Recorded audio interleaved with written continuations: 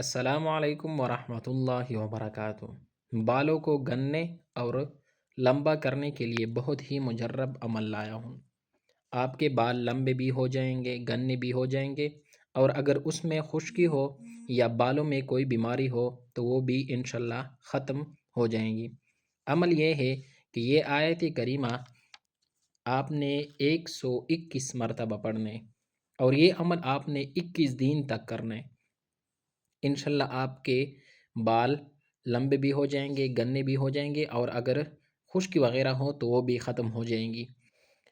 آپ نے ایسا کرنا ہے کہ جو تیل آپ استعمال کرتے ہو اسی تیل پر آپ نے یہ آیت کریمہ بسم اللہ الرحمن الرحیم قل هو للذین آمنوا ہدی وشفاء، یہ آیت کریمہ 121 مرتبہ آپ نے 21 دن تک کرنا ہے۔